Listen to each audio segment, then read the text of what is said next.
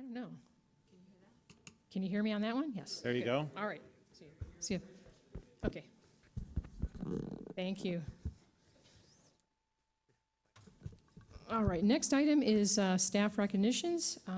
Tonight, Dr. Stifler will lead us in staff recognitions.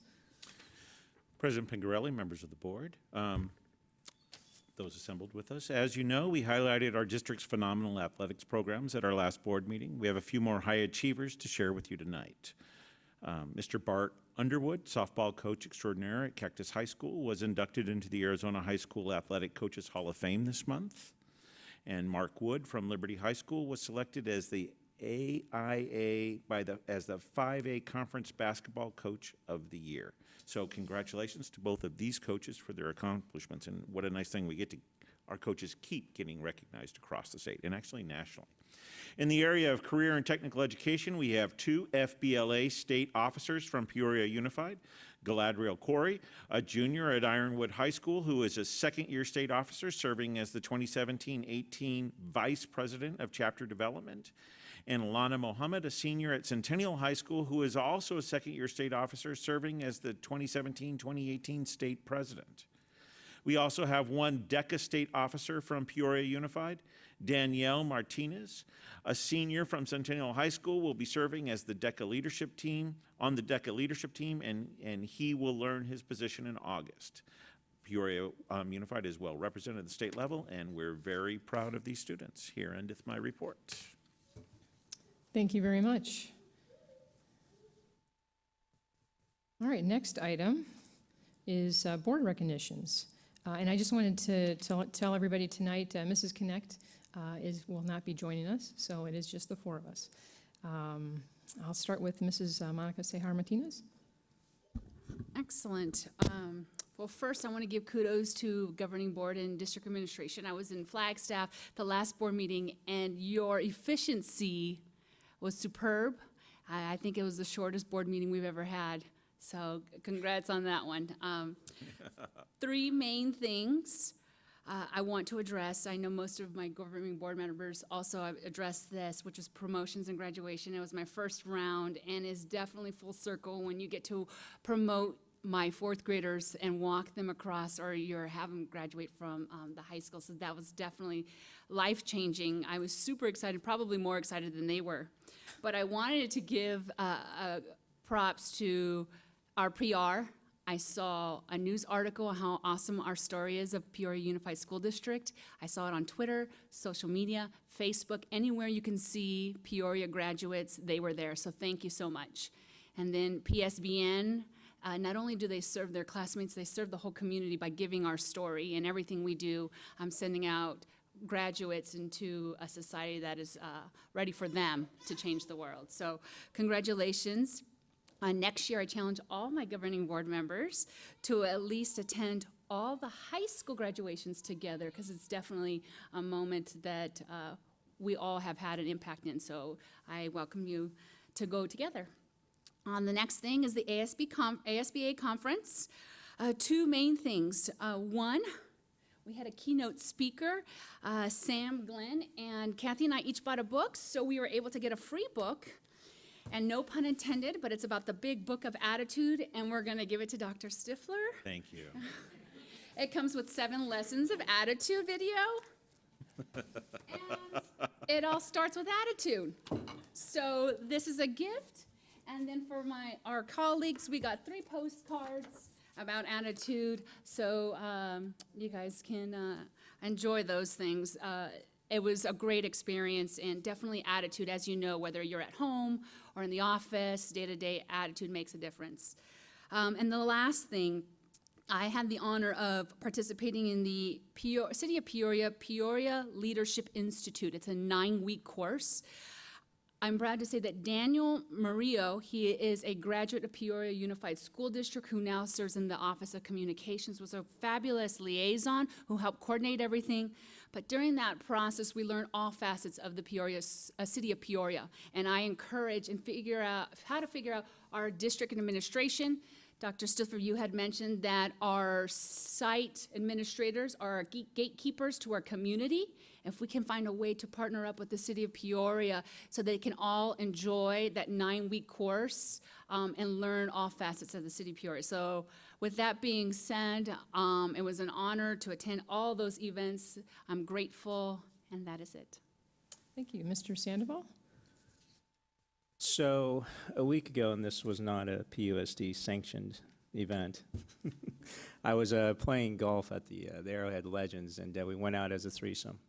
And so, which means, we had availability for one more, and it so happened that our fourth was a graduating student of our junior high system, and now entering his freshman year at Cactus High School coming up. So, but my point being more important than the game of golf in 110-degree weather was the fact that this individual, certainly it wasn't surprising to me, his respect, certainly his etiquette on the golf course, certainly being a product of PUSD. It's something that certainly made me proud of being out there, seeing him being confident and adaptable and respectable, and knowing that he came out of the PUSD elementary junior high system and now will be with us for another 4 years. So that is my recognition at this time.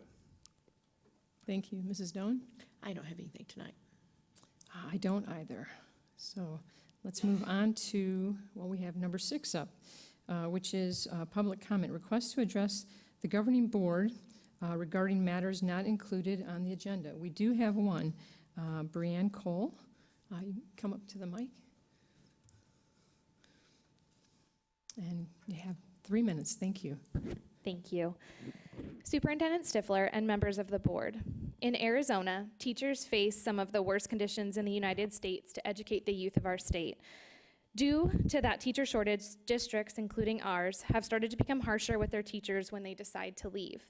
In April, knowing that I was going to graduate with my master's degree in June, I began applying inside our district and outside our district for opportunities beyond teaching in the classroom.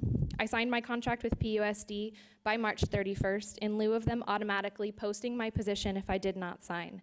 However, I maintained an open line of communication with administration about my interviews and opportunities.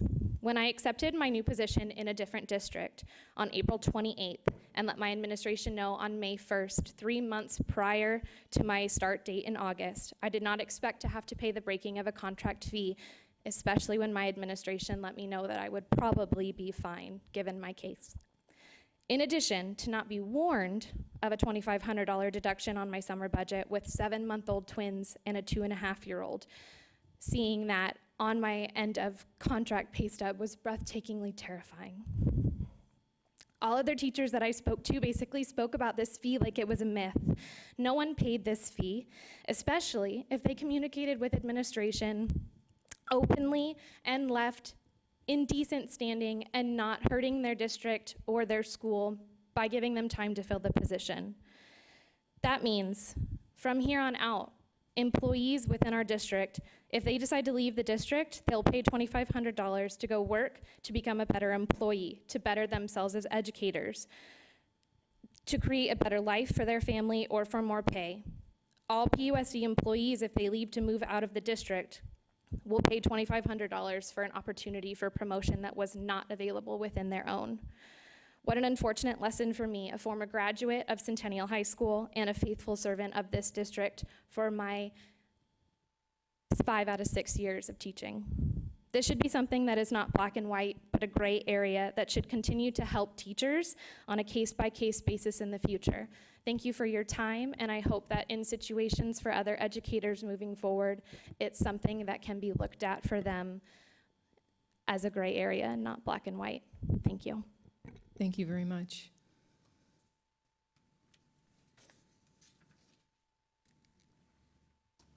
All right, next item. Item number 7, address agenda and consider adoption or recommended changes. Are there any changes? None at this time. No? All right, so it's action. No. I I motion that we accept the agenda as stated. I'll second. All right, this is a voting item.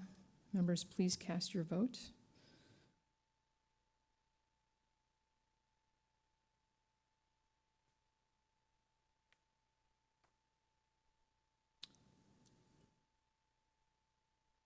Would you like a voice vote?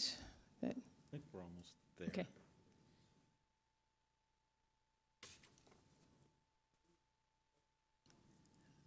Monica? Thank you for your patience, and I'll tell you later during my report.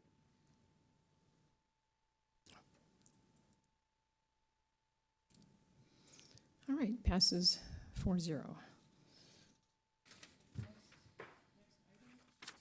Oops. Item number 8. Consideration of recommendations for administrative appointments for 2017-18 school year. Dr. Davidson? Hi, good evening, President Pingarelli, members of the board, Dr. Stifler. Tonight, hopefully using the information that was provided to you earlier, that you would please consider approving the administrative recommendations for the 17-18 school year for both principal of Lake Pleasant Elementary School and also 4 assistant principal spots. So if I could ask you to please do that, and then perhaps if all goes well, I'll be able to introduce some of the candidates. I think that'd be efficient. Thank you, ma'am. So this is an action item. We need a motion and a second to move it along. I motion to approve the recommendations of the administration as brought forward to us. Second. All right, this is an action item. Members, please cast your vote.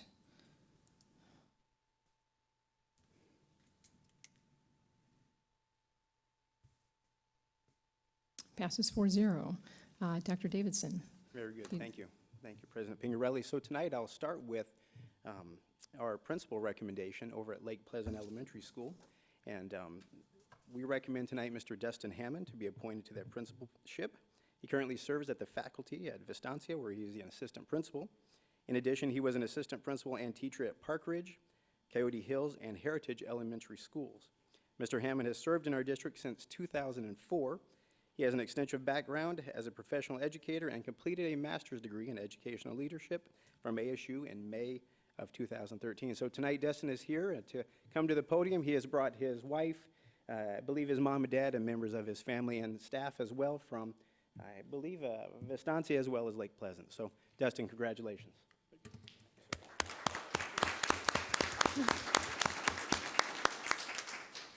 President Pingarelli, members of the board, Dr. Stifler. I first got to say that I am excited about this opportunity. I want to tell you guys thank you very much for the opportunity, and I look forward to working with the wonderful staff and community of Lake Pleasant Elementary School. I stand for any questions. Are there any questions?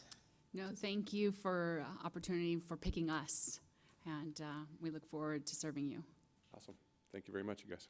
Thank you very much. Thank you. No, I was just going to say, my next basketball league, I'll be calling you to join the team. So, no, thank you for your years of service. I know we've known each other and met a few times, so your passion for our students, and certainly your passion to move up and join the leadership of the district is certainly inspiring. So thank you for that. Thank you. I would like to say congratulations, and would you please have your family stand and introduce them? Absolutely. Please stand, everybody. This is my foundation. My wife, Anna Hammond, my mother-in-law, Tess Gonzalez, my mom, Kate Shaw, her husband, Dave Burris. You need to stand too, sir. This is my brother, best friend, Tim Yates, his son, Carson. My new partner in crime right here, Jessica Bartels, assistant principal at Lake Pleasant. Over here is Tim's wife, one of my very good friends, Crystal Yates, teacher at Sunset Heights, 4th grade. And then I also have the principal of Lake Vistancia around here somewhere with her child. I think she's chasing them around. So there they are. These people support me day in and day out, and I can't thank them enough for their belief in me, and not only that, but just doing it together. So Well, thank you all for coming. Congratulations, yes. Thank you. Thank you.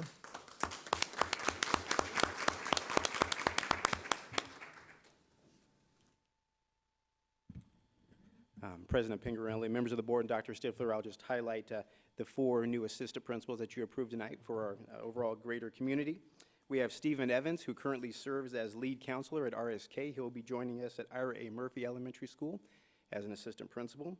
Regan Headings, who's an instructional coach here at the DAC. She'll be joining us as assistant principal at Canyon and Sunflower. We have Miss Allison Schinkel, who's currently a special education teacher at Oakwood. She'll be joining us as assistant principal at Foothills Elementary. And Mr. Jim Crow over there at Sororo Ranch as a junior high math teacher. He'll be joining us as the assistant principal at Sororo Ranch. So thank you for your approval of our recommendations. And I do believe Jim is over here joining us tonight as well. So thank you, everybody. Thank you so much.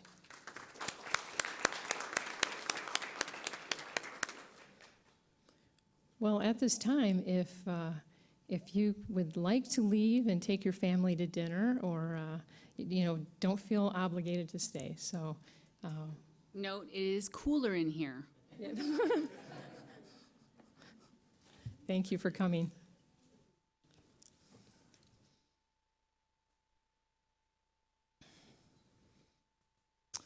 All right, next item, number 9, discussion and consideration of the publication of the proposed 2017-18 maintenance and operations and district additional assistance budgets, and authorization to hold a public hearing no later than July 15th, 2017. Mr. Hicks, welcome. Good evening, Madam President, members of the board, Superintendent Dr. Darwin Stifler, colleagues, community members. Thank you very much for allowing me to present tonight. I'm very happy to be in front of you to go over our proposed budget. So I'll just start briefly with how we got here, which was a process that began basically at the end of last summer, discussing the structure and changes to the budget process and the budget team and how that goes. There was discussion that we need to increase our communication and a little bit of change of structure to the actual budget team. So the budget team now consists of 20 members, which is 9 certified, 6 classified, and 5 administrators to represent the entire district during the process. The team began, the other part, which was to increase communication as well, which was to provide monthly updates to the governing board.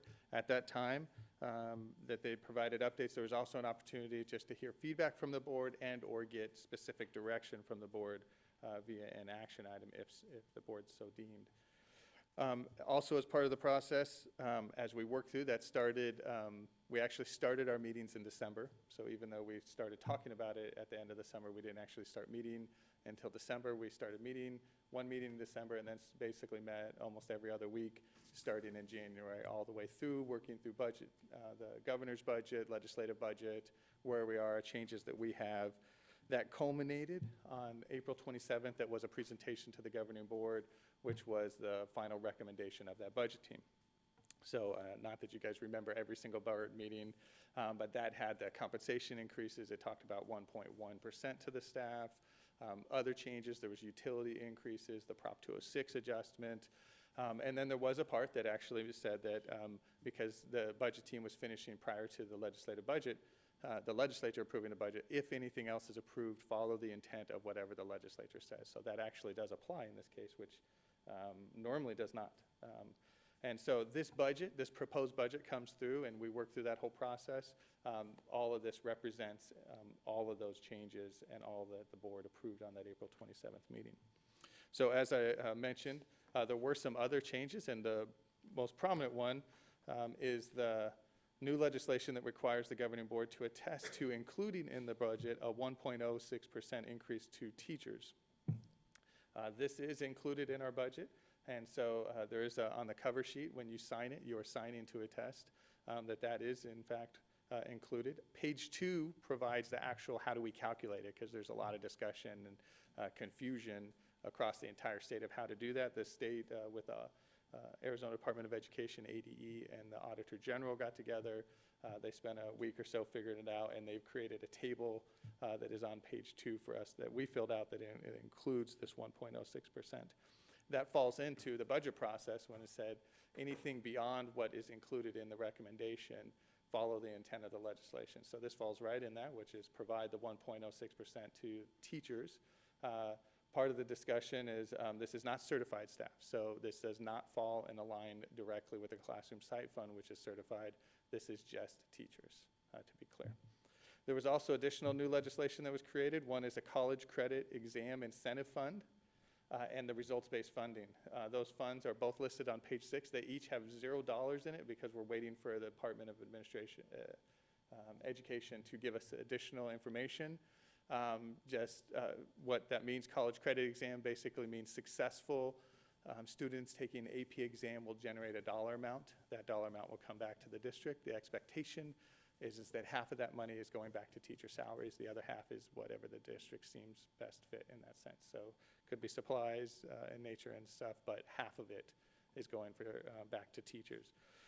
So much like you've approved at the last meeting, which was a dual enrollment modification that we included a stipend based on dual enrollment, we'll probably work through the similar process with Kristen to figure out how we're going to disperse the AP funding that comes. We just don't know how much that is right now, and so this is brand new, and we'll figure that out. When we revise our budget in December, we expect that we'll be adding both numbers in at that time. On to the budget. Part of the budget process is to estimate a tax rate, and I say estimate because this has changed and evolved over the last decade or so, where districts really controlled the whole tax rate process, and every year, not every year, but every few years it seems to erode and modify the process. We are now at a point where we're really not part of the process at all. We submit our proposed budget, we submit data, it goes to the county, and they're going to calculate the tax rate. They've given us the forms that they're using, so although they're not exact and this is not final, we do not set the tax rate. The Maricopa County Board of Supervisors will actually set the tax rate in their August meeting based on all the data. And this was a law that was not passed this year, but it passed last year. It goes into effect this year. And so based on the new calculations, looking at it, it looks like our tax rate will be going down.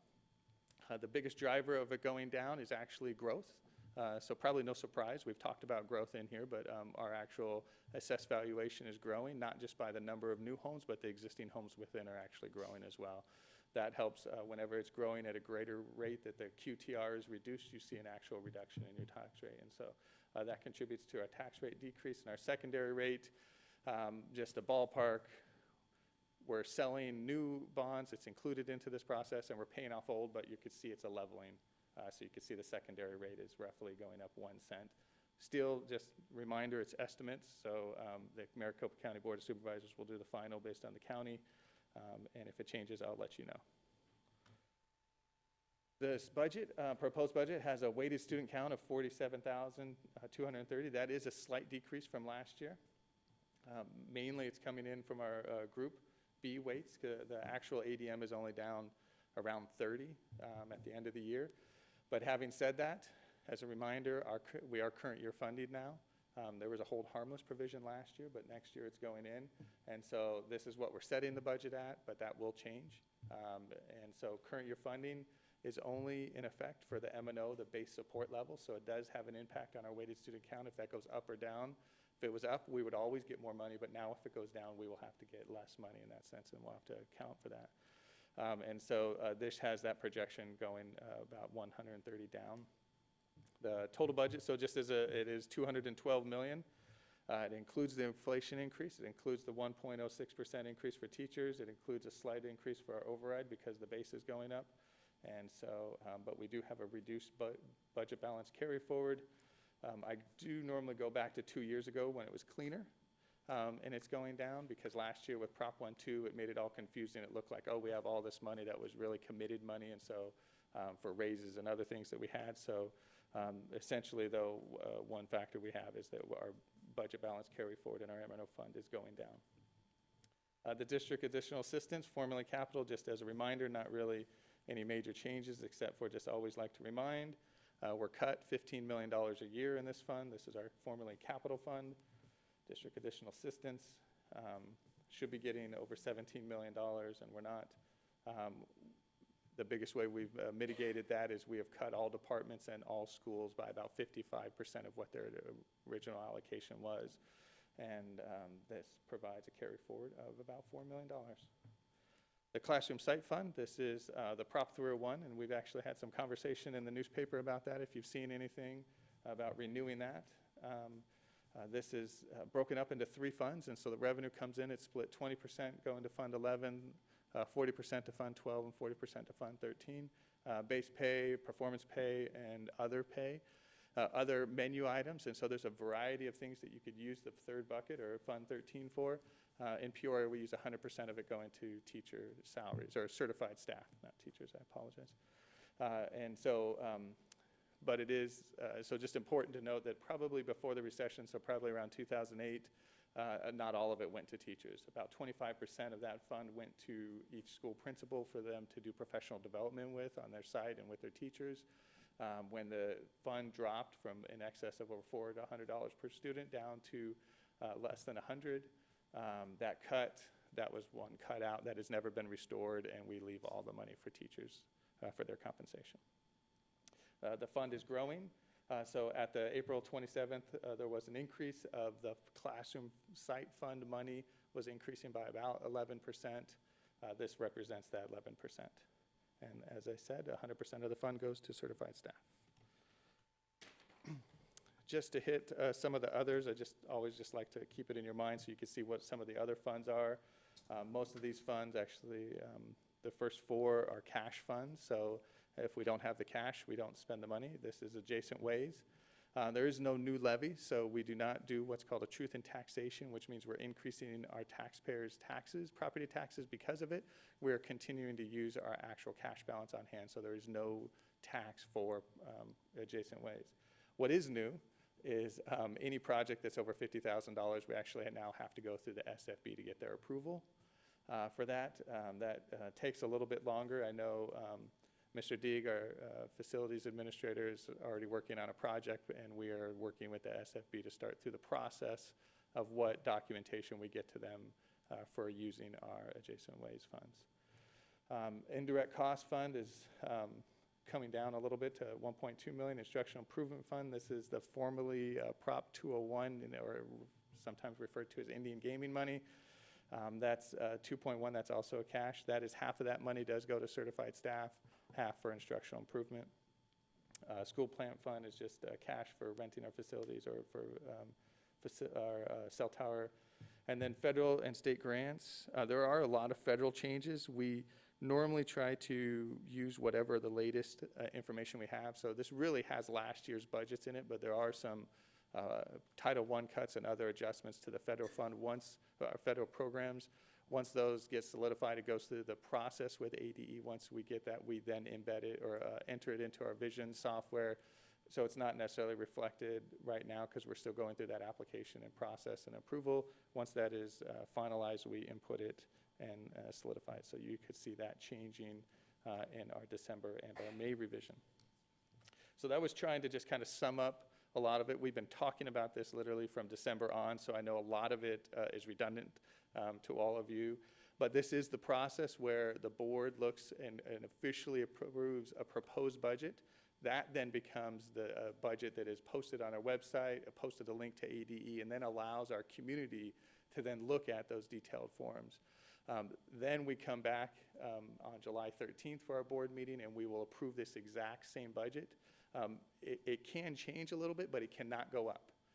I will tell you it will not change. It is exactly the same. We just copy it in place because we really don't want any changes from my perspective unless the board is saying something right now.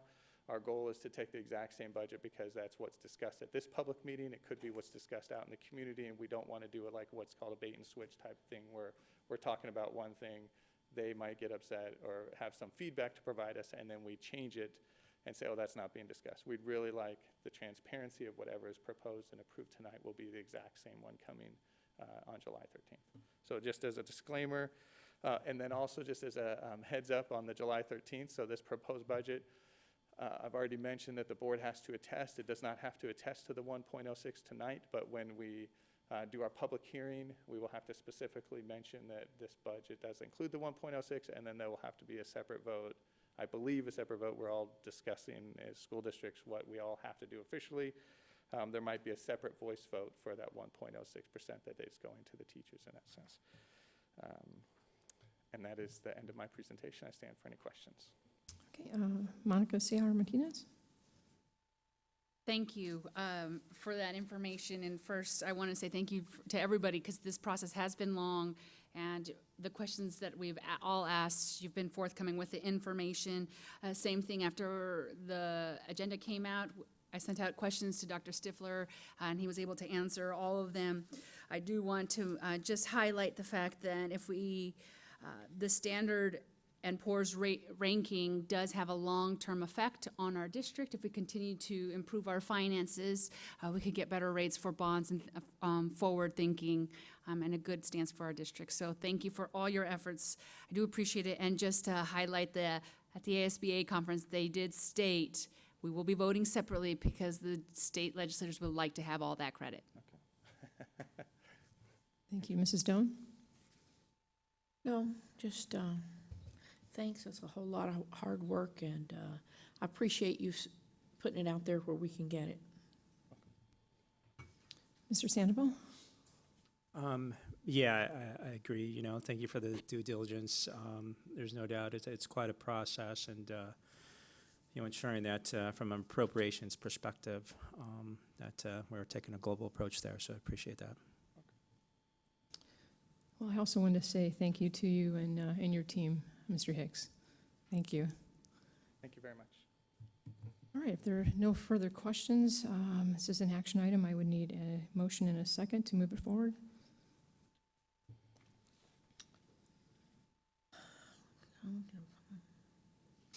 I move that we approve the publication of the proposed 2017-18 maintenance and operations district additional assistant budgets, and authorize holding a public hearing no later than July 15th, 2017. I second that. All right. Members, please cast your vote.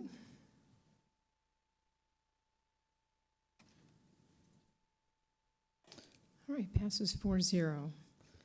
Next item.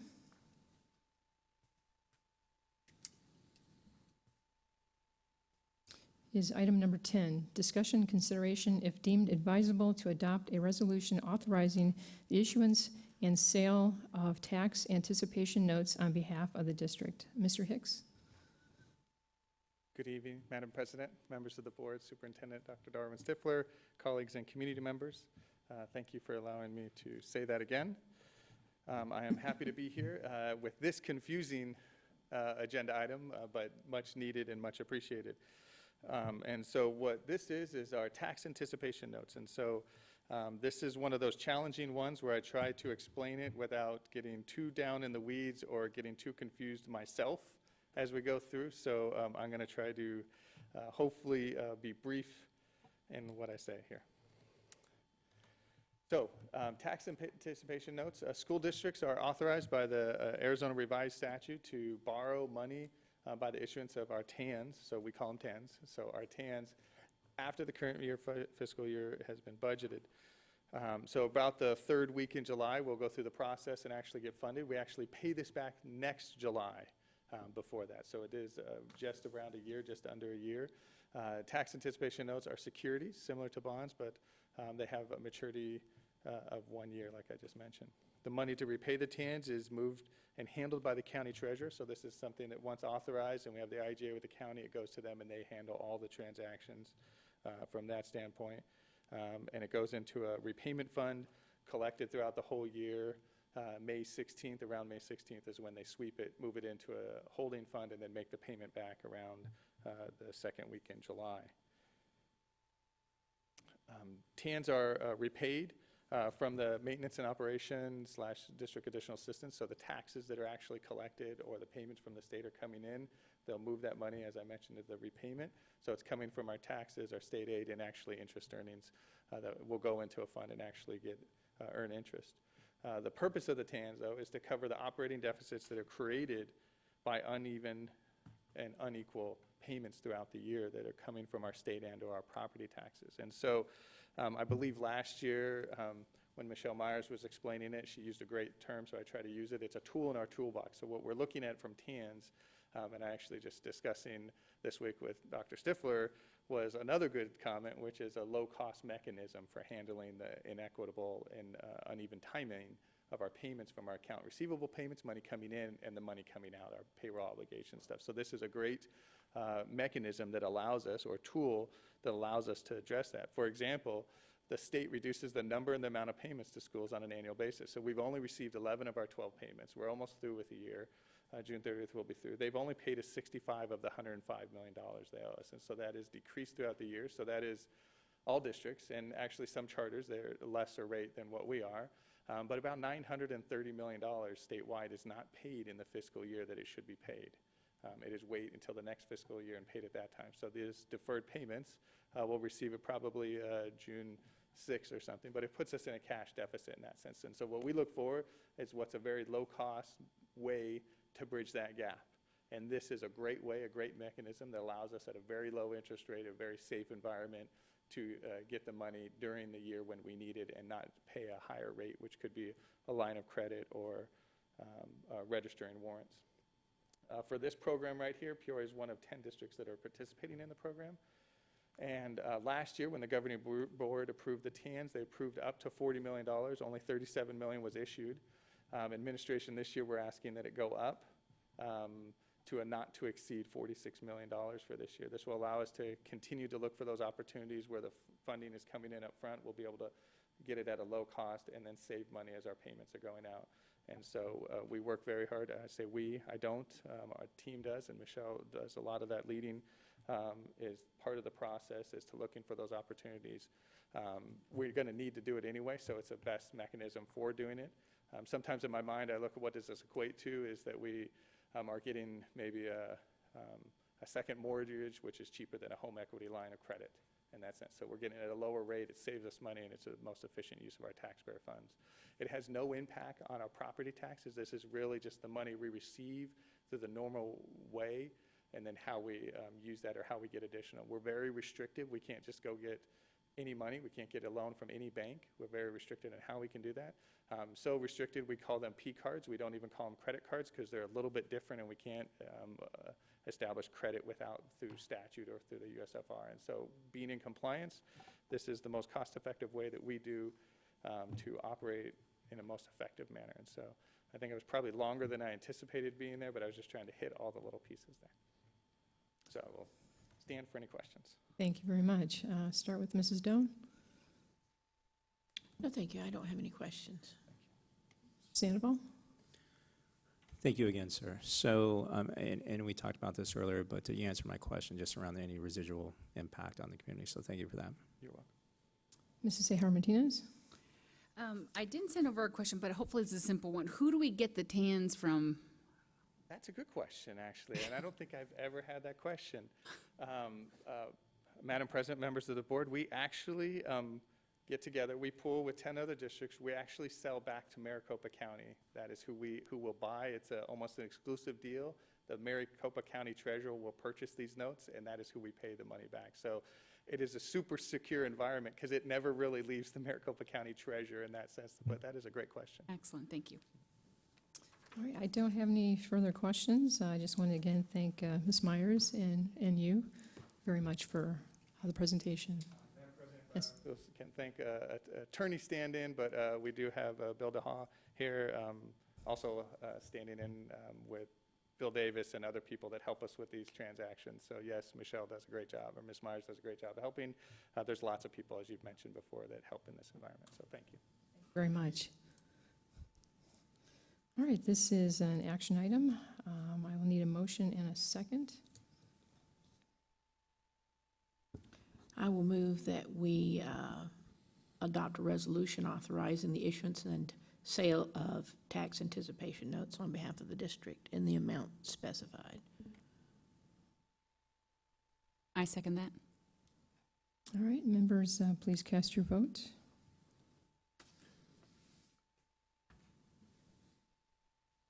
Passes 4-0. Thank you very much, Mr. Hicks. All right, next item is item number, I believe we skipped over 11. 11, we're ready for? Okay, 11 is a report and discussion on local, state, and federal legislative issues and activities. Did that, We're at 12. Mr. or Dr. Stifler? Here we go. So, Ms. Pingarelli, members of the board, I have a short report this evening. It's hot outside, and so the legislature and the government's, I guess, going a little slow on schools. So what's happening? There are some business leaders in the state that are beginning to say, hey, we need to look at extending the Prop 301. It's going to expire, it's going to sunset, and there are a few people arguing against that. The question is, does it extend at the same rate or does it extend at a higher rate? They wrote and they spoke to the governor's office and they asked it to be, this would be like the president of Petco, so some big businesses in the area, asked that we increase that, consider increasing that, and the governor has pretty much pledged to say no tax increases and in fact tax reductions, but those discussions are going. That's happening. The Arizona Republic's in the process of publishing. It's online tonight. I think it'll be in the print copy tomorrow that says, hey, school districts are hiring teachers who aren't qualified. I want to be clear, we're not doing that. We're not doing that. There are fewer teachers to hire, but that's not the case where we are.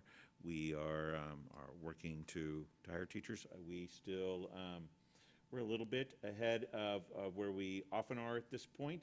To date, we've hired 194 teachers. We have 59 more to go. A few of those were just recently authorized. With the boundary change at Lake Pleasant, we look like we're going to need to add some more teachers there, and so a half dozen of those came from there. Last, it probably doesn't fit in the realm of government, but I'm still going to share this anyway.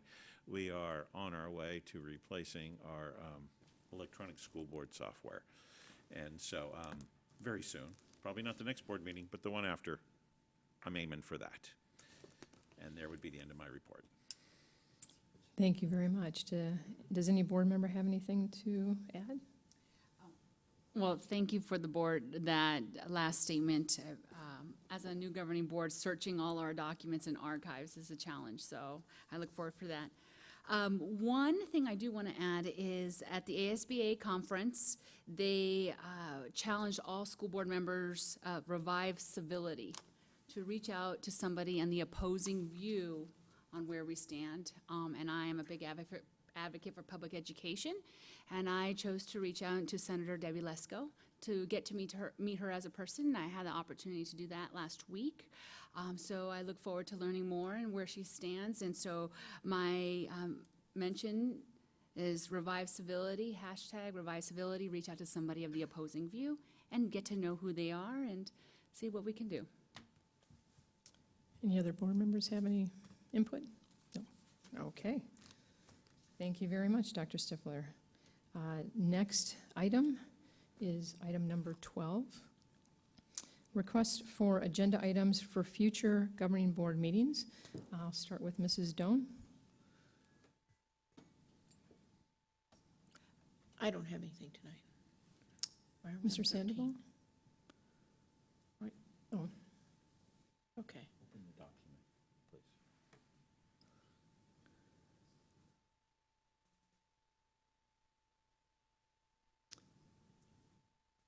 so Judy, you have no, No, I just wanted to look at this, and it disappeared on me, so now Okay. it's back. and Mr. Sandoval, do you have anything to add to a future agenda? I do not, but thank you for the listing of those items that have been requested in past board meetings. All right, Mrs. Sejar Martinez? I do. Reviewing all our notes, one big folder, we got a packet on the accreditation. And so I was reviewing that information, and Advanced Ed Accreditation Report drafted by our school district said that we would address 3 things. So I would just like a report on where we stand on expanding leadership opportunities for stakeholders, expand relationships with the community groups, and continuous expansion of communication venues with district leadership. What is our point of reference and what are the deliverables? We don't have any deliverables that are with metrics assigned. Right. So John doesn't have to tell me to turn that on. I anticipate that will be a foundational document as we enter strategic planning in October to identify what those metrics are. Those are things that we are always working on and working toward, but we do not have metrics assigned to that yet. So that's part of the process. The special ed audit that we did was to bring to the table the advanced ed, all these different pieces so that as we get to the strategic planning, we can lay that out systematically and not in a haphazard fashion. So we don't have a report yet or any starting point on this conversation? I'm not prepared to do that at this point. The other big part of that report is proceed with innovation and technology with a purpose and innovation in our district. And we are moving fast and hard on that, but I did not come prepared with a formal report this evening, ma'am. Okay. And that's for future governing board meetings? Oh, I believe that's what the request is for Yes. future agenda items. got it. Yeah, my Okay. apologies. I just got lost in there, my fault. Yeah, for The, future. If another board, that's coming up in October regardless. If you wanted something before, we could work towards that. It's coming, that's fine, that's why I'm assuming future governing board, at least we could put it on there, and then Yes, that way ma'am. we can have that. All right, I'll second that one. And then, one more. I would like to review, discuss, and make potential revisions to our current committee selection process and policy.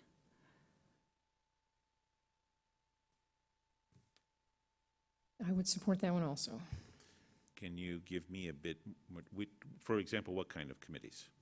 Currently, our current policy drafts that the superintendent and the board president make the recommendations for all our committees. I would like to have a roundtable discussion with the governing board members and district administration and make potential revisions to that selection process and the policy itself. Got it. Do you have the letters for the policy with you right there? I do not. I will look them up. Anything else? That is it. Okay. All right, next agenda item is the consent agenda. Before we move on with that, we do have 3 speakers here tonight that would like to speak on items in the consent agenda. So I would like to have them come up and talk first. The first one is Aaron Bagwell. Welcome.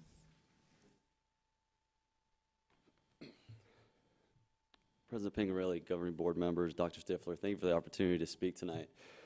In a few moments, you will decide if I should be an exception to policy GCQC. I'm under the assumption that you've all read my letter explaining the situation. However, I'd like to highlight tonight a few points. For 12 years, I've worked tirelessly for our district.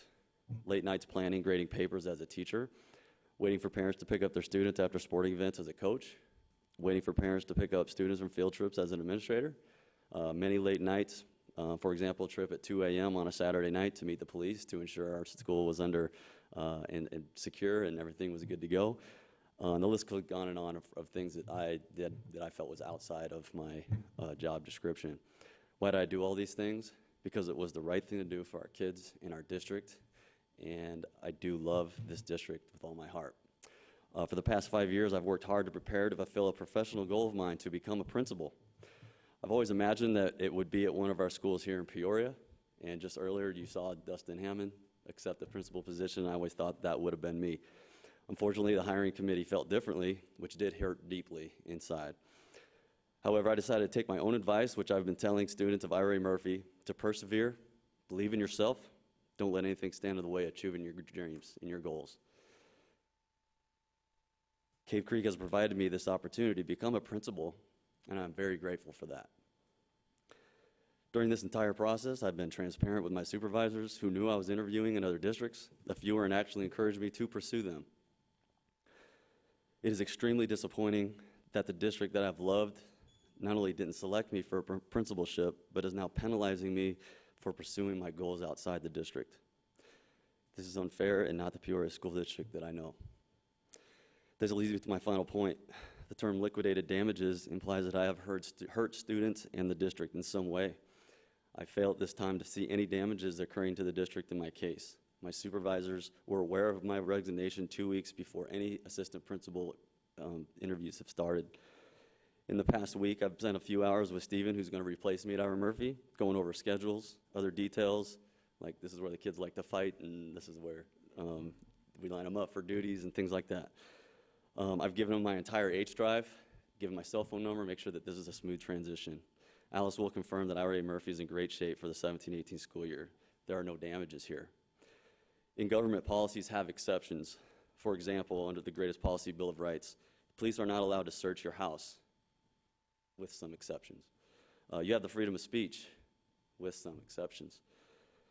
While GCQC is district policy, my situation should serve as an exception.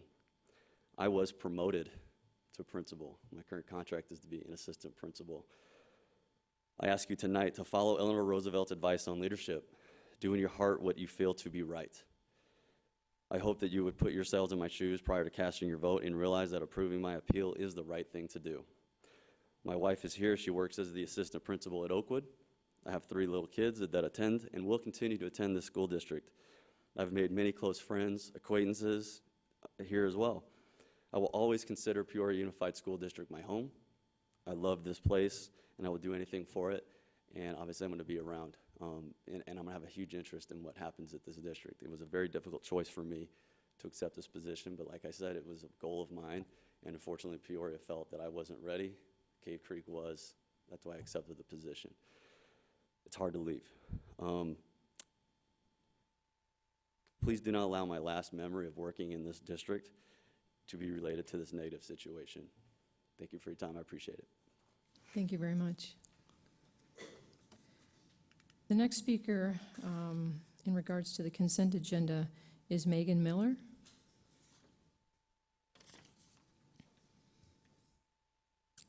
Welcome. Thank you. President Pingarelli, members of the board, Superintendent Dr. Stifler. I am here to request a certified liquidated damages appeal. I was a member of the Peoria Unified School District for the past 9 years. I started my career at Country Meadows Elementary School, and that is where I resigned this past October. I was given an external promotion in the education field with an advancement in title as well as salary. I gave Mr. Barrett, my principal at Country Meadows, 3 weeks' notice. With my resignation paperwork, I included a letter that stated what my new position would be and included my contract. With that letter, I had requested at that time that the damages be waived.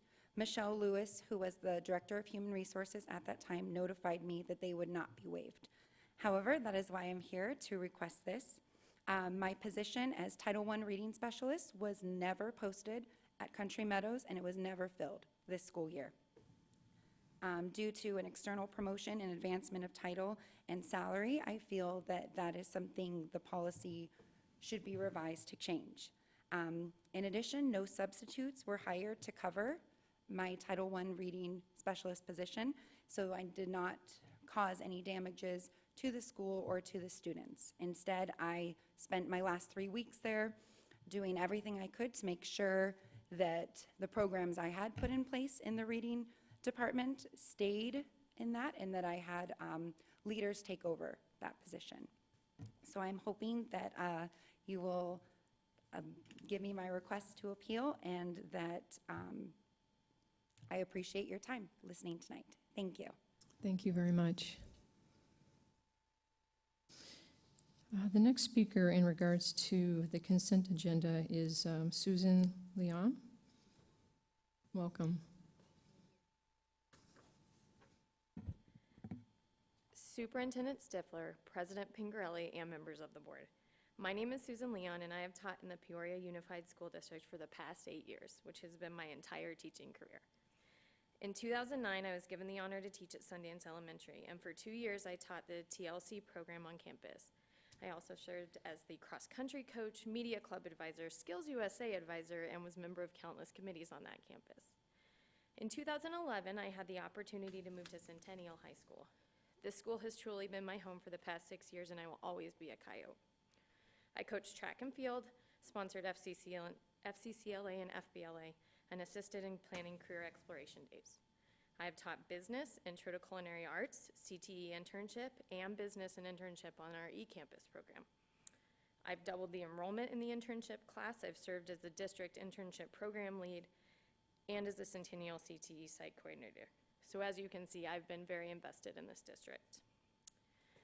In April of 2017, I was presented with another opportunity to grow myself professionally, as well as continue to serve the students and teachers of the Peoria Unified School District. I will be moving to the West Mex Central office as a curriculum and instructional specialist, and I will continue to collaborate with PUSD CTE teachers in many ways, including writing welding and electrical scope, sequence, and instructional units. I will also continue to teach PUSD teachers and students in work-based learning and CTSO chapter management.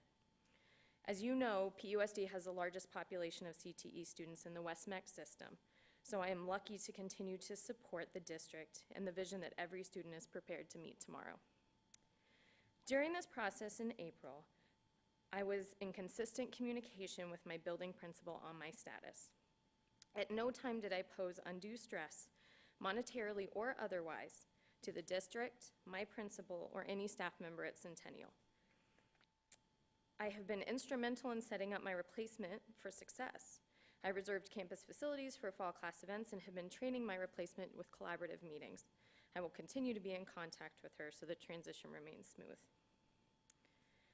On June 14th, I received my balance of contract check, and at that time noticed the liquidated damages charge. I promptly contacted HR and was informed of the process and why this decision was made. I'm here tonight to ask you to please consider my appeal to have the liquidated damages returned to me and my family.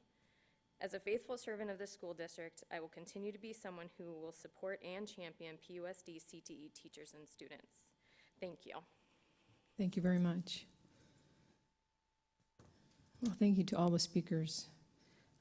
At this time, I would ask any member if they would like to pull an item from the consent agenda. Mrs. Doan?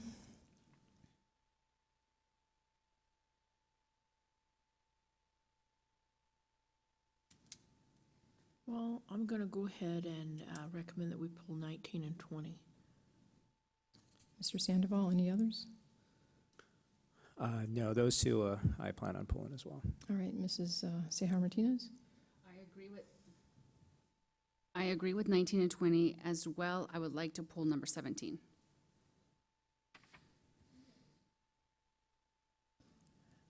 All right, let's, if you don't mind pulling those, and if I could have a motion and a second to approve the consent agenda minus 17, minus 19, and minus 20. I move that we approve the consent agenda with the exclusion of items 17, 19, and 20.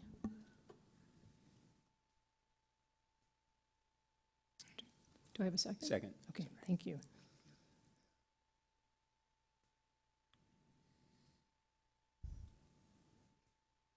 We just need to wait a moment.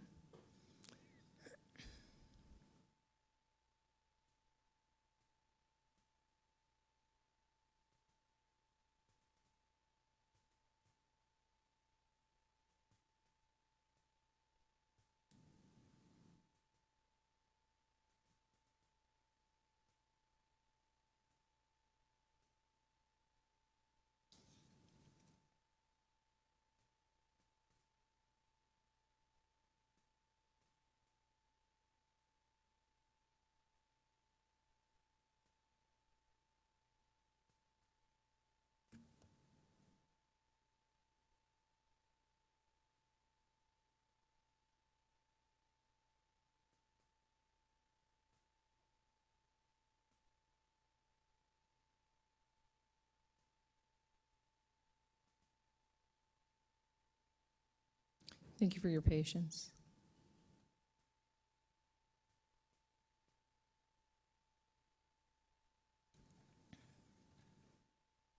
All right, ready to vote? I'm sorry. Members, please cast your vote.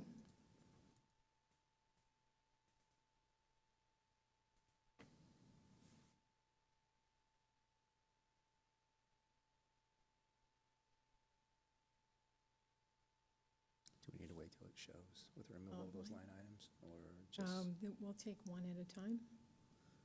This was just for the consent agenda, minus 17, 19, and 20. And we did, minus 17, 19, and 20.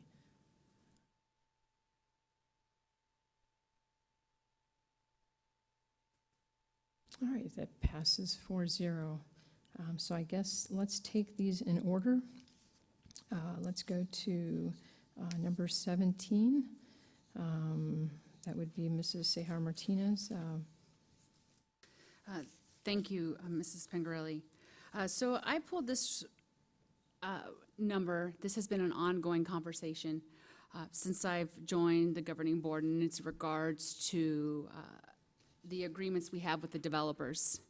This conversation is not going away, and I appreciate Dr. Stifler taking the time to answer my questions. But recently, we faced a tough decision whether or not to go out for a bond, and we've heard from many community members up north that they would be willing to pay extra to build the school.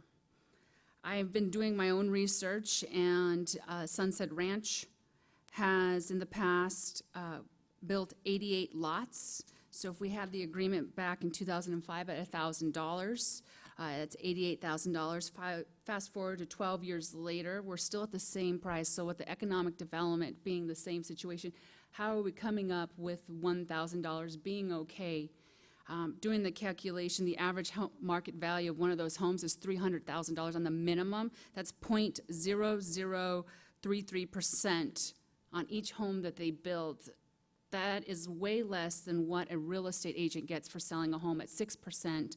Times that, it's $1.5 million over 88 homes. And what we're giving to our kids, all the hard work that our teachers do to put out great products in our district, and we're still at the same $1,000. I know, and I have been strongly advised by numerous administration and developers that this could potentially be extortion, but at the same time, these are our children.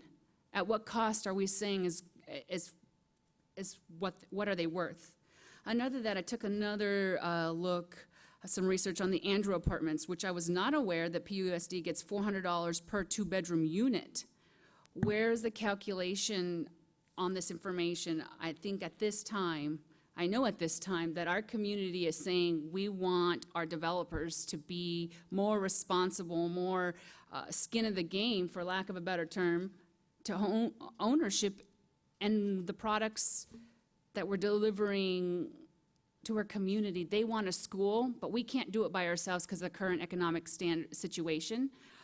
So at this time, I'm going to request that we pull this for more information. I want to know how we got to this point. Why is it okay for only $1,000? I understand back in legislation took in 2011, no impact fees. But I feel like we're being bullied because our hands are tied, and we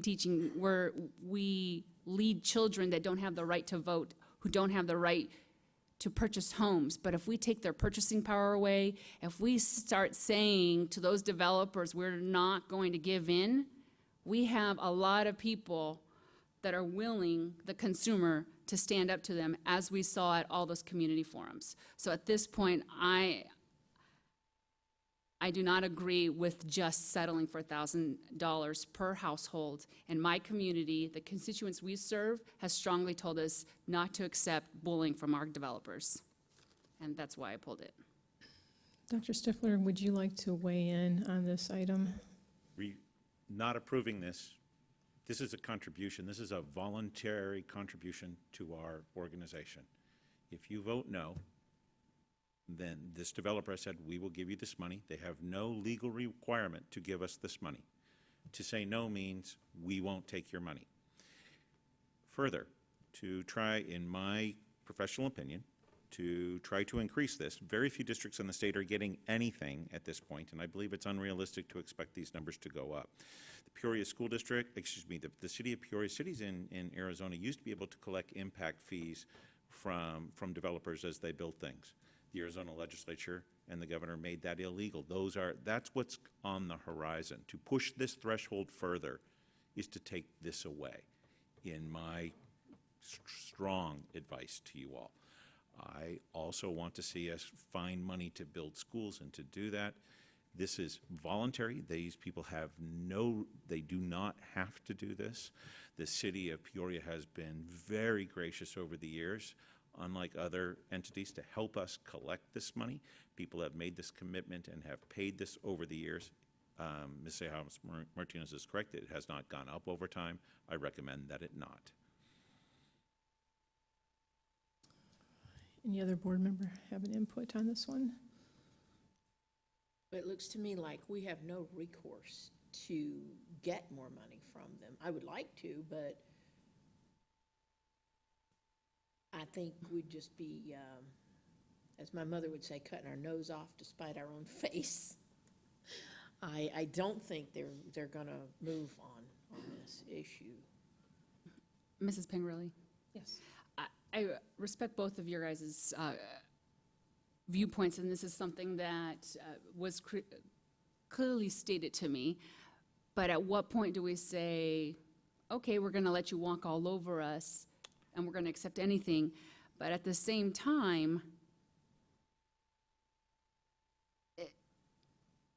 we have received letters from these developers and have been to our community forums and claim that they are willing to work with Peoria and that we have great relationships. If this is what they consider great relationship, at some point. They don't give other districts anything. But according, That's what's happened. They don't give other districts anything. People have a right to develop their land. Correct. They're not abusing us. People have a right to develop their land. That's why the city has to make sure they follow the rules, but the city can't stop them from doing that. correct, and the city of Peoria, Mrs. Pingerelli, the city of Peoria has said the ball's in our court. I reached out to other peer districts. They don't have the growth that we have in the city of Peoria, a projection that we're expecting, as I've mentioned before, up to 455,000 citizens. So that issue is not going away. And if we can deliver a strong message that these developers are not working with our school districts, we need to be a strong voice. And at this point, I understand what you're saying, that they don't have to give us anything. Out of Pima County at this time, there's a growing movement, as similar kinds of conversations are happening there, for developers to go to the legislature to say, make it illegal for school districts to do this to us and make them pay back all of the money previously. Well, I've already said, I stand where I do. I believe that's ill-advised to push further on this. So on the counterpart to that, so I understand if that's the movement going forward, if we're going to ask our community for a bond to build new schools, if we have agreements that help raise money, it could potentially reduce the amount of bond money that our citizens have to pay as a whole district. If the northern community or the developing community wants to pay for a new school, they're choosing to pay for that new school through the purchase of their new home. In the long run, that gives our district an opportunity to discuss how much is appropriate to tax our whole city for a bond that's appropriate to meet the needs of our schools. I believe we received a breakdown that we have schools ages 50 years old. It's going to take a lot of money to repair those schools. It will. So if we're looking at long-term down the line and we continue to push back, that's where I'm coming from. If we're looking at long-term vision on one end where the developers are going to push, we need to educate our community and argue the other end that we need to push that if you're going to want to purchase, let the consumer decide where they want to spend their money instead of taxing the whole city on growth up north. That's why I pulled it. I'd like to ask how you envision this working out. If we vote no on this now, we lose out on the money, obviously. And how do you see recouping that amount? How do you see that changing anything for our good, for the good of our district? I understand what you want to do, and I agree with that, but I don't know how we would accomplish that other than we're just going to tick everybody off, all the developers. And when have we ever pushed back on the developers? We never have. But we don't have anywhere to push from. We have consumers who are willing to push back. And so at this point, to answer your question, I don't have a response, is that we lose out on $28,000. I get it. That's not even enough to hire a teacher Right. to fill a classroom. So how much of an impact is that $28,000 really? I know we can use $28,000. Anybody can use $28,000. But what good does it do to vote against it? We need to start putting the pressure back on the developers and start saying, if you're really willing to meet us halfway, our community stood before us and asked us. But how does this put pressure on a developer? We start going back to the decision table, and one of the questions I asked is, who is attending these meetings? According to the city, they have, their hands are tied. It's all in the Peoria School District. I know we're not invited to those meetings. The meeting goes like this. The meeting goes through the city planning with the city of Peoria. The planning goes, there's a step that's built in. That's not built in Glendale and others. There's nothing coming from in that realm, okay, that says, please check with the city of, with the Peoria School District before you go further. We really have no way to block. It's kind of like when your mother tells you to smile and stand up nice, please go talk to them. It has another benefit as well. It has a benefit that we don't have to discover what the developments are, right? That there's a partnership going forward to know. And so in this case, it's $1,000 per home. On some of the developments up north, there are large parcels of land, 15 acres, 20 acres, that the developer has set aside for us. I would not say that's nothing. All of those things are how this works. So with an apartment, it's a smaller amount. In a smaller infill development, it's necessarily smaller. In some of the large developments that are planned, it's huge amounts of dollars. It's hundreds of thousands of dollars. I am very hopeful that we go out for a bond. I am willing to work with developers, and there are other ways that they can help us. I know I've already said, I believe this is a wrong way to try and make them help us. It's a way to make this illegal for us to get this money at all, I believe is what's the end of that road. So if I could just make a quick comment, I've never disagreed that, we need to take a look at diversifying our revenue channels and even taking a look at opportunities where we currently realize revenue to, where we may be able to, enhance those, right? For instance, this one here.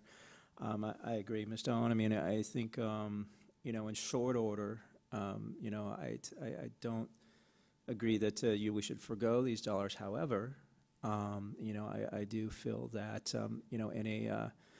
in a discussion with these developers and taking an approach of collaboration and partnership, because I agree in some of those community meetings, they did speak to the fact that they'd be willing to, support the bond if we went out this year from a finance perspective and whatever they needed to do. So I'd like to maintain that level of the relationship, but I think there's certainly a way, that we can have this discussion with them. But in short order, again, I don't think we should forgo these dollars. But just have in our mind that, we do have a leg to stand on. We should be confident in the value, that we certainly add to not only the city of Peoria, but, and beyond, right?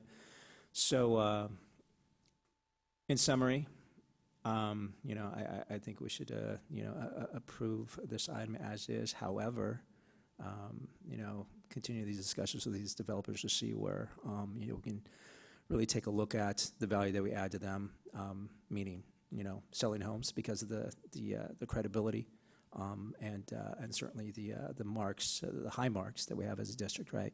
So there's a lot of value that we add, but, I think that's a different table in my mind.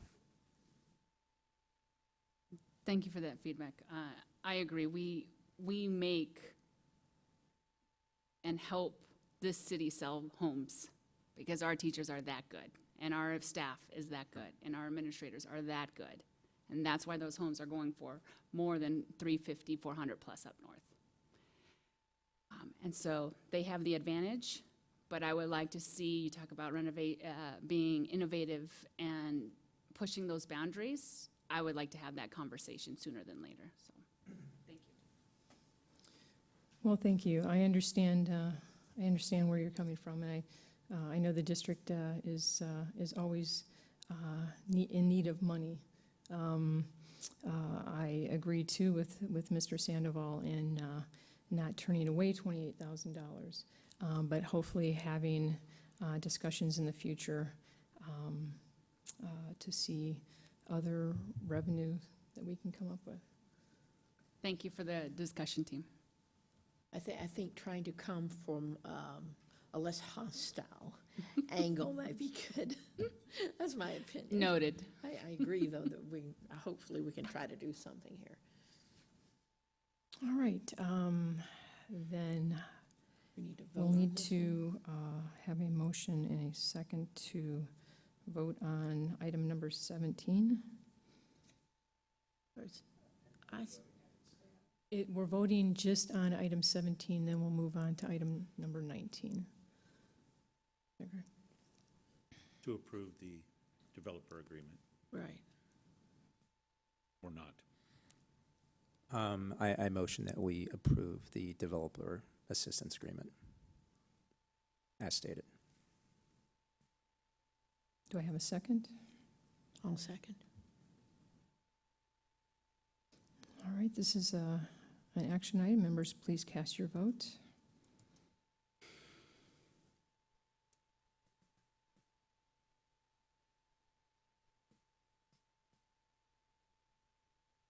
Item passes 4-0. Thank you very much for the discussion.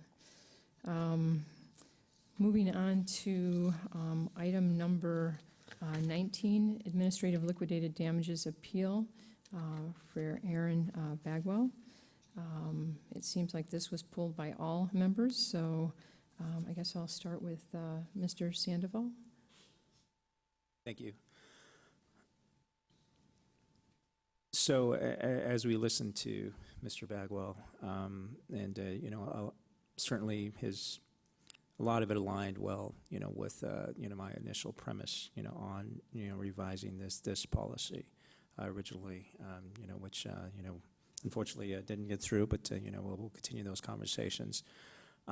Again, for me, I've always stood behind taking a less punitive approach, to our policies. And truly, I mean, this is a grand opportunity to really illustrate, the respect and value that we have, for our teachers and staff. And certainly, as you take a look at the longevity of Mr. Bagwell's certainly service, if you will, to our district, our students, yet.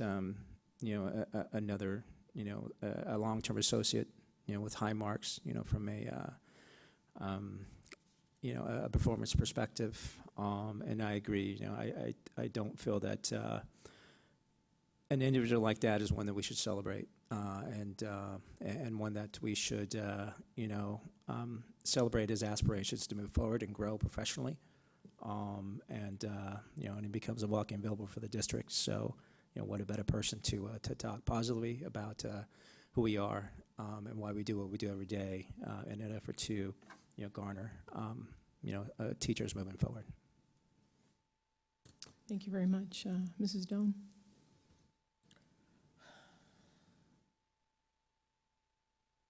I'm still thinking. I'll move on to Mrs. Sehar Martinez.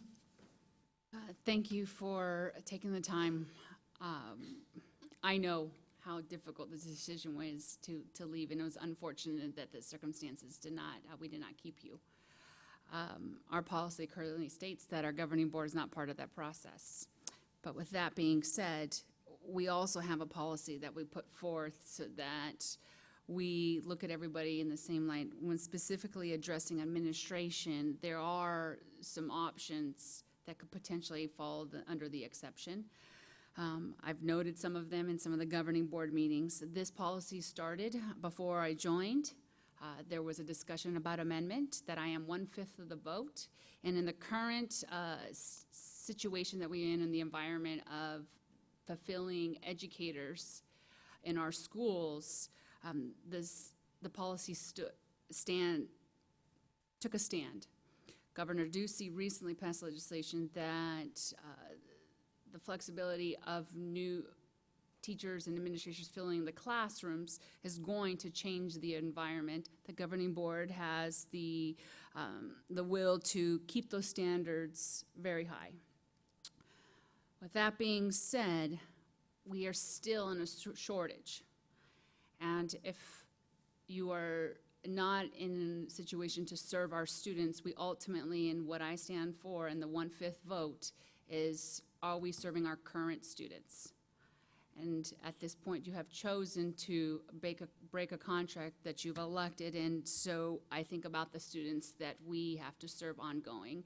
And it may not be liquidated damages to, in your perspective, but the relationships that you've created up at that particular school, which I am well aware of, need you as a leader. And if you chose to leave, then that was a decision that you made, and you signed a contract.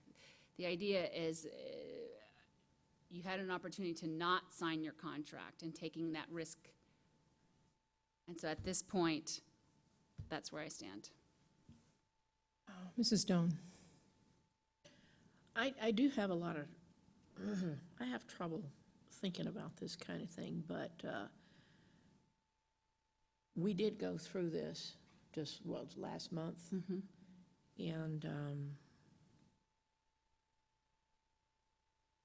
we need to be firm in our decisions, and we need to not open the floodgates, because nobody wants to pay the liquidated damages. That's why they're there. And we appreciate all our teachers and our staff. We have a lot of good people. The policy is in place in order to avoid gaps and holes and losing, when we have so much trouble getting people. It's a hard policy, and it's one of the hardest decisions that we as a board have made. It's not something we relish, it's not something we enjoy, but I believe that the purpose is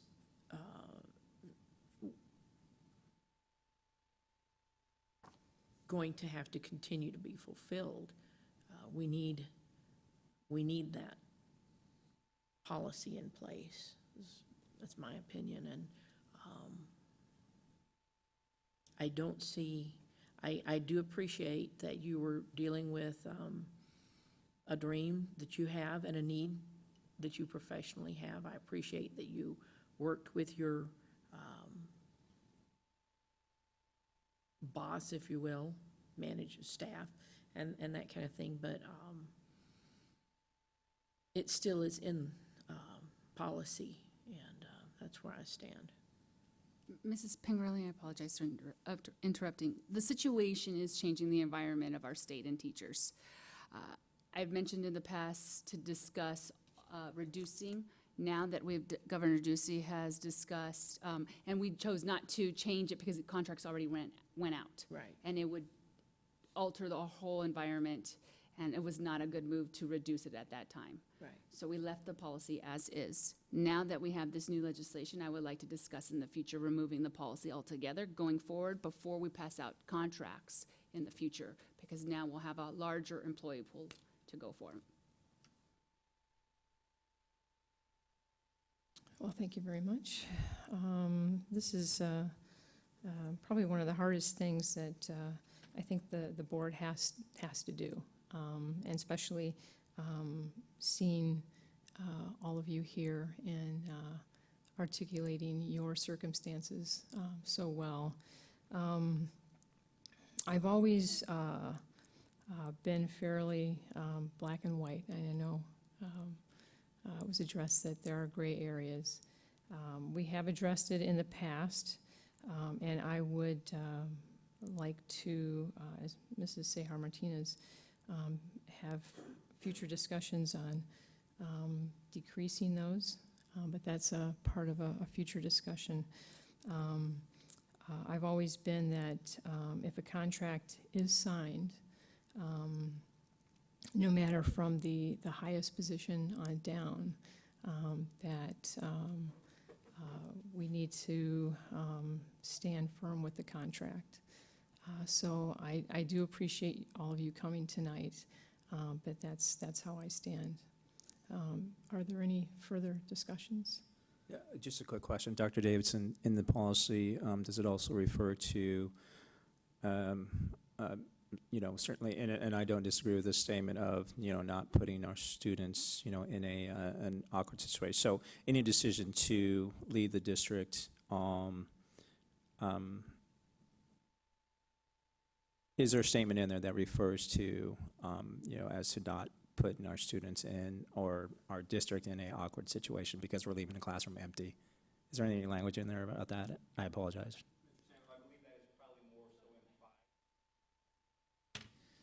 Or did I just say that and make that up?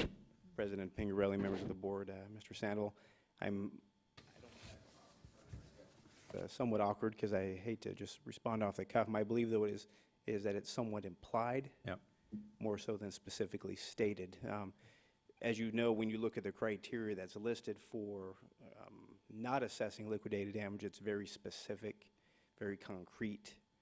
There are situations that we do work through as it relates to disciplinary scenarios and things like that give us a little wiggle room, Yeah. but there is not much. I do believe that is something we have to take note of and consider, as you've heard our staff talk about Sure. this evening.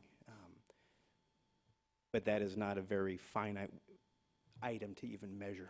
Gotcha. Okay. So that said, I thank you for that. So that said, I mean, for me, again, it becomes, as long as we're not put in an awkward situation as a district and leaving a classroom empty. Mr. Bagwell, your position has been filled, is that correct? Okay. Thank you.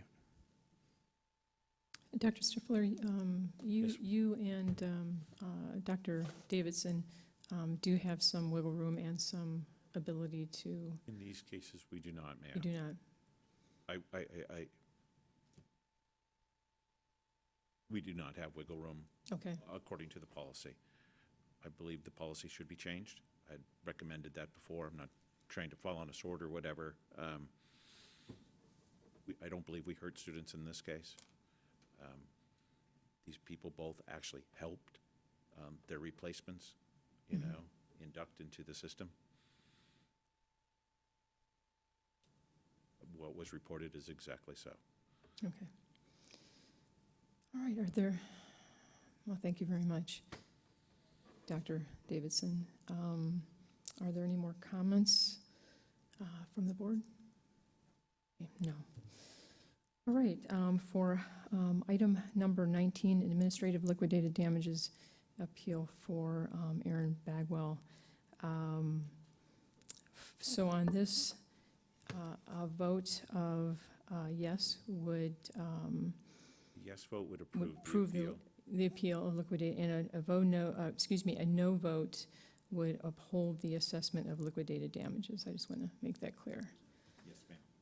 All right, That's not what this says. We'll work it to do that. Because of the way it was pulled and where we are in that, we will catch up the wording on that. But basically, the vote, for the public record, is to to approve the appeal or to not. We'll Right. match up the wordsmithing as necessary, but the vote, the intent is, do you approve Mr. Bagwell's appeal or not? okay, so approving it is a vote yes, and not approving it and upholding the assessment of liquidated damages is a no vote. Correct. Okay. All right, members, are you ready to vote?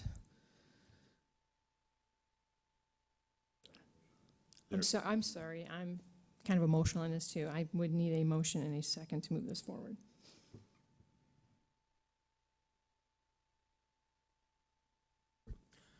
I motion that we move to approve the liquidated damages appeal.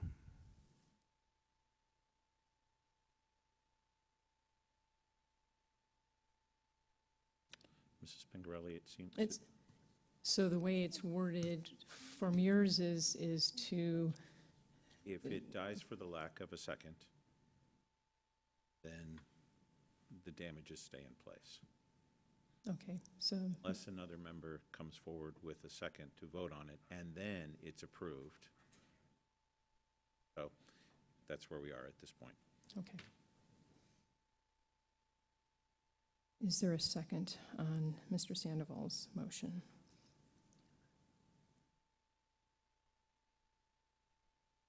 I do not hear one.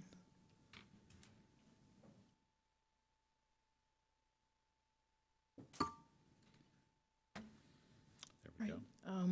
Item number 20. 20 is certified liquidated damages appeal of Susan Leon. Start this one. Okay. This one I took with my same argument is, was it impacting on the student? And the reality is, you're working for the district in another light. You're working for Westmec that deals with curriculum that impacts our current teachers. I've had the honor of serving on our current CTE membership as a board member, and I've sat roundtable with CTE teachers across the district, across the state, that all impact PUSD teachers and also train PUSD teachers. So from my understanding, and I had a conversation with Dr. Stifler, you will still have direct contact with training our PUSD teachers and influencing the curriculum our current students will be receiving. Is that accurate? It is. Yes. So at this point, I look at it as you're still servicing our students. And from my perception, as the one-fifth vote, you're not breaking a contract in this situation. Is just switching the agency you're working for, but still servicing our kids. All right, Mrs. Doan, do you have input on this one? No, I don't. Mr. Sandoval? Yeah, same input as earlier. Certainly, Mrs. Leon is, absolutely, although, outside the district, which, clearly is in the policy, but, your impact on the district is certainly will be felt. And again, this is a tough decision, and especially for Miss Leon, because she was a teacher of our daughter Angela at Centennial, and so I do know you're a great teacher, and thank you very much. Again, these are difficult. I still stand by signing a contract, and I would like to look at it in the future, but but at this point, the contract was signed and it was broken. That's my feeling. Are there any other discussions? I just want to restate that she's still servicing our children, and the contract is there to serve our kids. And so I truly see that this is gray area, that this is a situation that's never been brought to us. And as a new governing board member, it was pretty black and white in the policy. This is not black and white, because she's still servicing our kids. No, I understand. She's servicing our kids, but other kids from, Westmec is another district, even though there is numerous overlaps of our students and the rest. As being the biggest proponent of receiving CTE services, I do have one other question that I did write down. You had mentioned that you were a coach. Will you be returning to our district and as a coach for any of our student extracurricular activities? I will not, although when I was a coach, that was before I had children. The children changed those things, so I actually haven't coached for about 3 years now. But when I did coach track and field. Thank you. All right, that's it. Okay, any other comments? All right. I would need a motion and a second. However, any members would like to move it forward. I move that we, approve?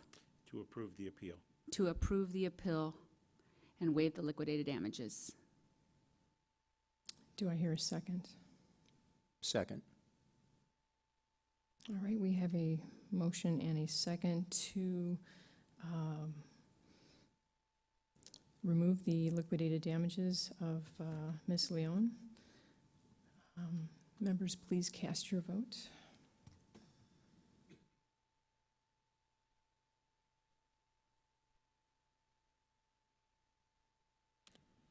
Without Mrs. Connect, we have a tie. Motion fails Motion to carry. fails. The appeal is denied.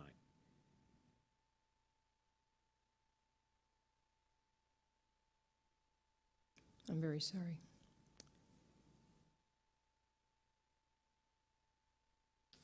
All right.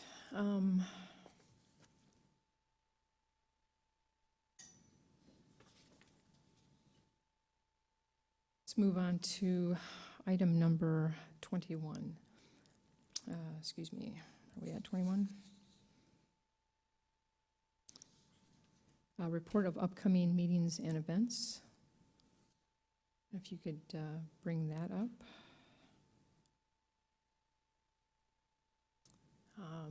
Just wanted to point out our next regular board meeting is on the 13th of July with a special all-day retreat study session on the 28th of July at 8 a.m. Next item, draft agenda for July 13th, 2017.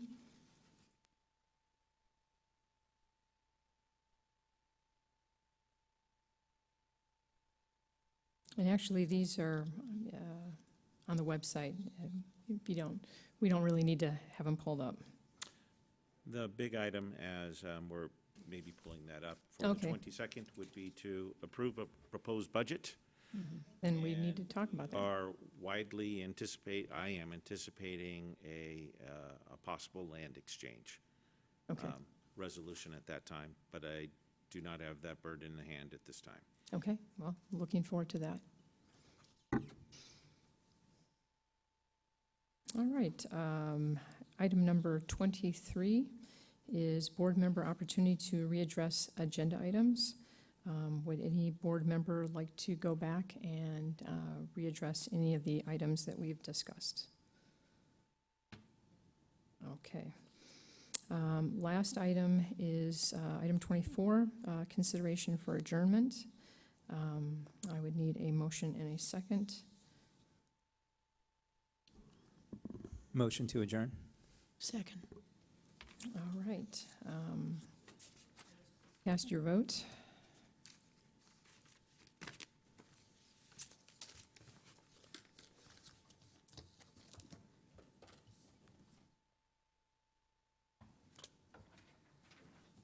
Thank you very much.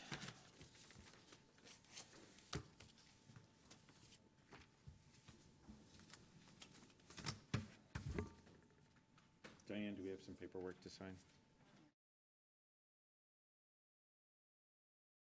pieces for you to sign before you